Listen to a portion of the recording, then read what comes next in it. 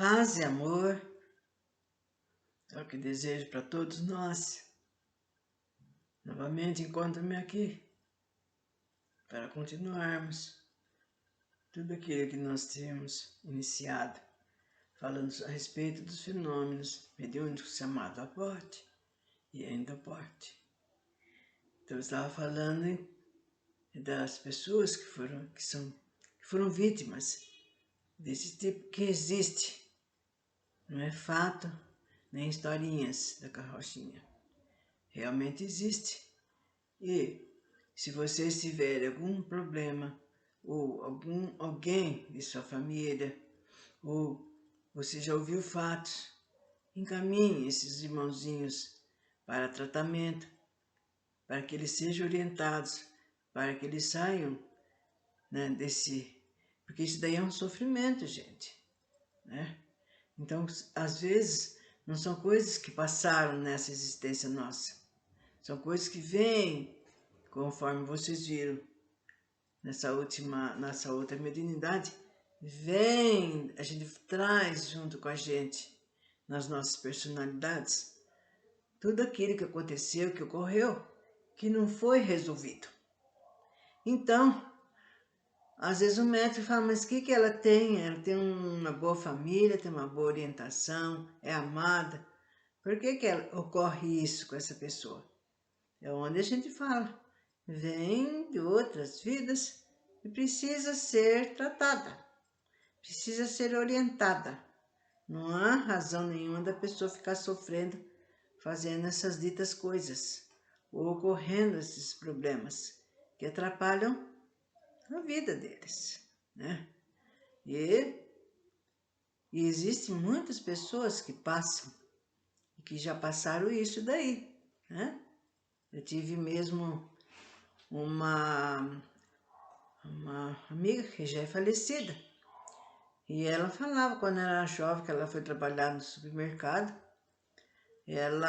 aliás, numa fábrica que fazia pacotes de bala e ela fazia essa parte, colocava as balas. Aquela época era mais manual, né? Não tinha máquinas, então ela dizia que quando ela ia pegar o pacote, aquele pacote simplesmente sumia, pulava, como se alguém tivesse jogado em algum lugar, como se fosse um salto quântico. Então, e quanto que ela sofreu, gente?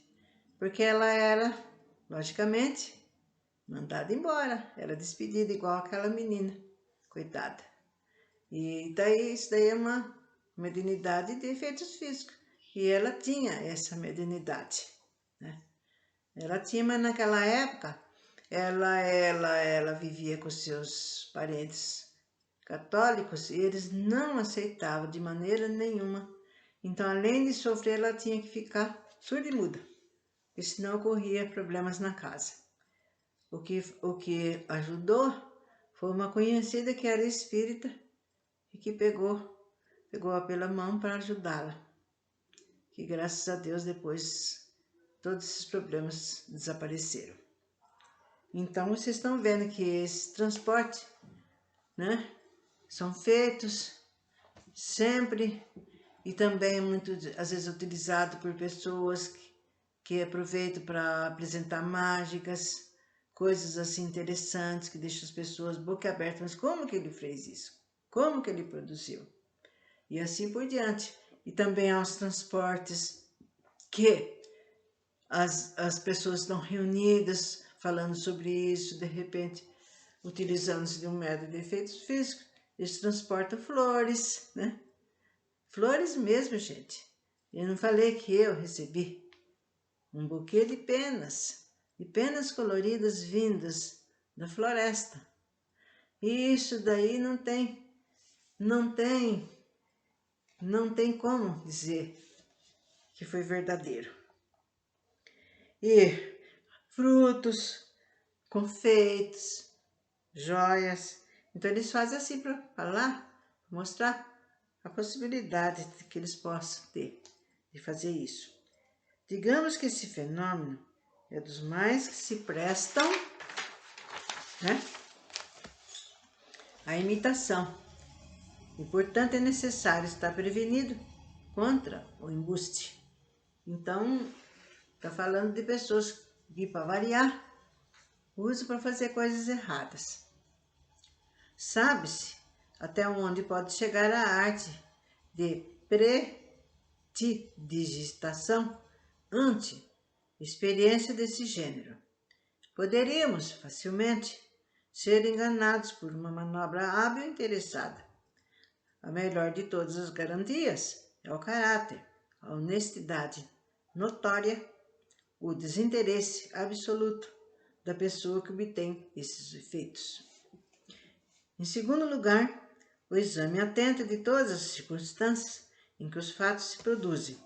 Por fim, o esclarecimento bem esclarecido, do Espiritismo, único meio de se descobrir o que há de suspeito. O professor Herculano Pires conta um caso ocorrido no centro espírita onde trabalhava. Uma jovem funcionária sofria há 14 anos desse problema.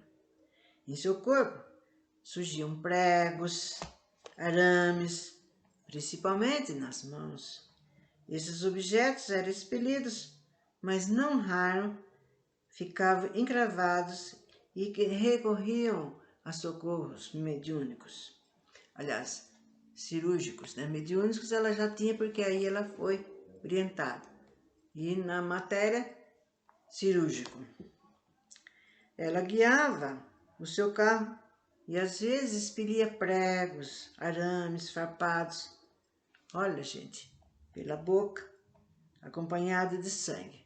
Olha, gente, que sofrimento, que coisa horrível de se falar, de se pensar. E saía sangue, ela então expelia pela boca fora. Tinha as mãos deformadas pelas intervenções cirúrgicas, de extrações forçadas desses objetos em posição difícil, que às vezes se colocava num lugar difícil de ser operado. Só resolveu procurar o espiritismo depois de tanto tentar solucionar o problema de todas as formas e ela não conseguiu. Não poderíamos visitar outro caso. Em um determinado trabalho mediúnico, que apareceu um jovem completamente obsidiado e que simplesmente tinha uma entidade enraizada no seu estômago. Vocês vejam bem aonde que se colocou esse obsessor. Por esse motivo, os médicos nunca conseguiram curá-lo, só que o enraizamento era tão intenso, antigo, profundo, que foi preciso construir uma prótese para substituir temporariamente o estômago artificial do paciente. Então precisava fazer uma prótese no rapaz, né? Além de... porque ele ia no médico, falava que estava com o estômago ruim, não achava um úlcero, não achava nada que pudesse se favorecer assim. E era problema de obsessão. Então, com recursos que desconhecemos, esse órgão foi levado ao hospital, onde a entidade vampirizadora pôde ser removida. Então, essa entidade foi removida, foi retirada do rapaz. Os espíritos pediram ainda que o rapaz voltasse à noite em espírito para que fosse recolado os órgãos restaurados. Então, depois que ele dormiu, o espírito dele se encaminhou aos meios onde ele tinha que ser tratado. Em menos de uma semana, acalmaram as dores, mas também outras perturbações que o jovem já tinha há longo tempo. Então, vocês estão vendo o que eles fazem com o encarnado, gente? O que eles fazem? E agora, Esses nossos queridos amigos, irmãozinhos, gente, às vezes estão numa casa onde ninguém acredita. Ah, ele tá, outra vez ele está fazendo drama. Nossa, será que ele não está fazendo fita?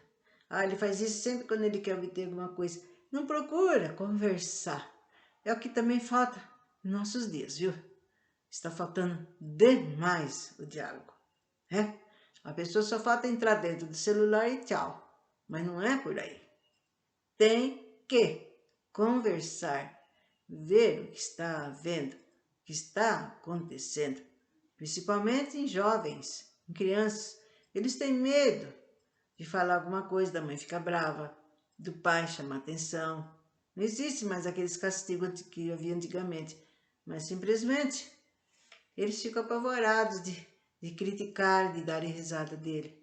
Por isso que existe conversa entre seus familiares, principalmente seu pai e sua mãe. Não, e precisa, gente, saber como conversar. Não é apavorando mais a pessoa, ou xingando, falando palavrão, nada disso. É um diálogo de irmãos para irmãos, orientando aquela pessoa que está sofrendo. Senão ela se fecha e fica sofrendo que nem aquele rapaz. Quanto tempo, quantos anos nesse sofrimento, gente? Bom,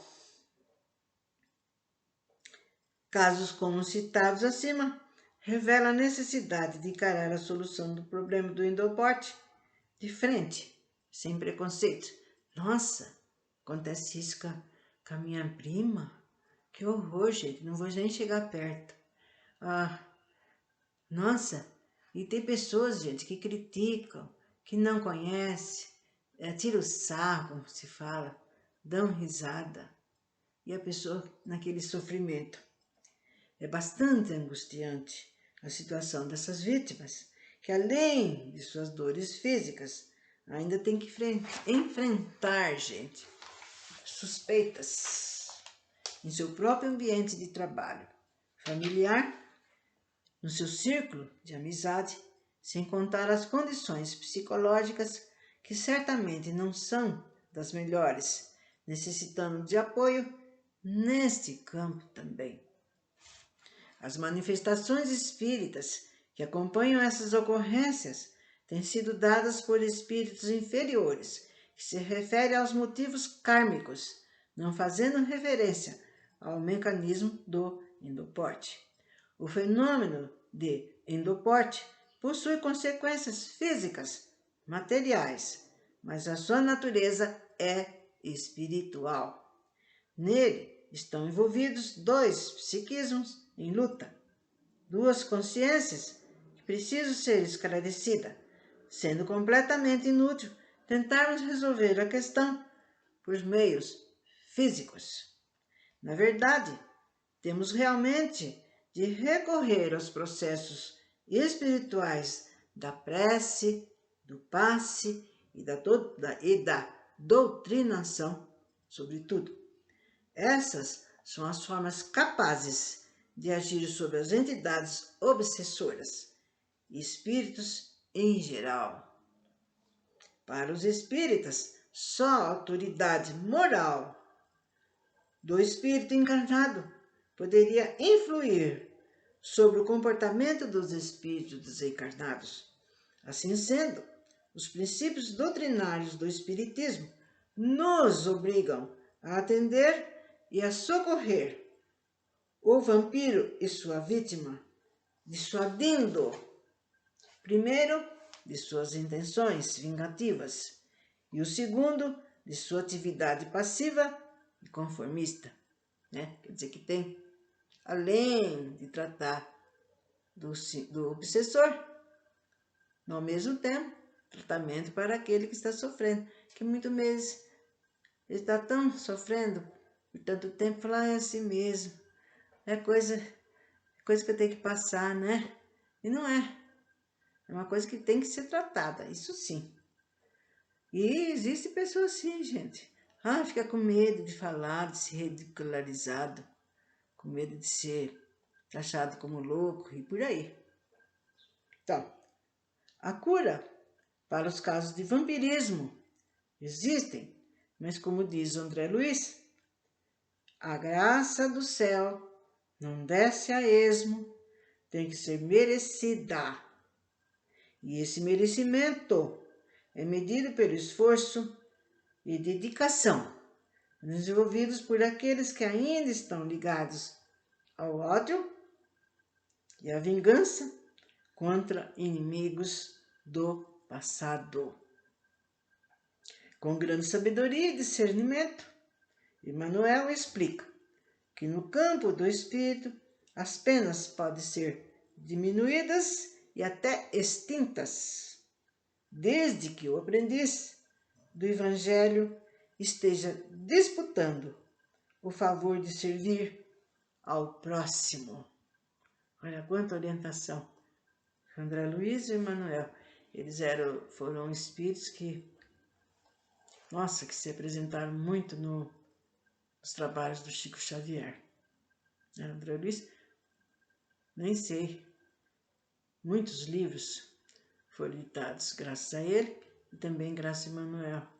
Existiram outros espíritos bacanas também, né? Muitos ditaram pensamentos, né? Que às vezes é até bom a gente colar numa porta, num lugar, para a gente sempre estar lendo. Nossa, é por aí que eu tenho que seguir. E não esquecer, porque no nosso dia a dia, no nosso corre-corre, a gente que está aqui na materialidade, né, vive para resolver os problemas aqui materiais. E os espirituais a gente vai largando de lado. Não é por aí. Por isso que um brachinho feito, pimba, os nossos desencarnados inimigos nos catam com a maior moleza possível, com a maior facilidade, né? Então, esses casos, gente, esse aporte, esse endoporte, existe realmente, né? Já foi comprovado que existe esse tipo de mediunidade e se pode calcular o sofrimento das pessoas, não é? Que não é fácil. Ninguém vive sobressaltado desse jeito. Então, se vocês souberem, torna a dizer, de alguém, de algum amigo, vizinho, ou tem alguém na família com esse tipo, nossa, eu tenho um sobrinho que ele vive, né, quieto, fechado entre ele, de vez em quando ele aparece com determinadas ideias, determinados pacientes. Não fica esperando ele crescer, nem ficar adulto. Vai em frente, gente. Desde pequenininho, vocês já vão observando seus filhos, seus netos, seus sobrinhos, seus familiares, porque a caridade começa em casa. Não adianta nada você socorrer o vizinho que está tendo um troço. E seu filho, às vezes, está lá precisando de você. Então, em primeiro lugar, a nossa casa, os nossos familiares, não deixando de socorrer aquele outro, que é o nosso próximo, nosso vizinho, nosso amigo, nosso inimigo, né? Até um desconhecido que nunca vemos. E é por aí que a gente começa. Bola para frente, onde iremos, né, continuar com outras ideias, com outros conhecimentos. E desejo, gente, no fundo do coração, que o que tem sido dito até agora tenha servido de valia para toda e qualquer pessoa que está passando por problemas sérios, aflitivos, muitas vezes nem fala para os seus familiares e sofre intimamente. Meu amigo ou amiga, deixe disso. Procure a sua felicidade. Comece a estudar. Procure um lugar sadio, amigos, ambientes. Você vai ver que a sua mente vai ser clareada, vai te indicar um bom caminho. Peça ajuda ao seu anjo da guarda, aos espíritos, porque eles existem, aos bons espíritos, porque eles existem para nos ajudar. E graças a Deus nós temos tudo de bom deles. Então, ficando para outra ocasião, outros assuntos.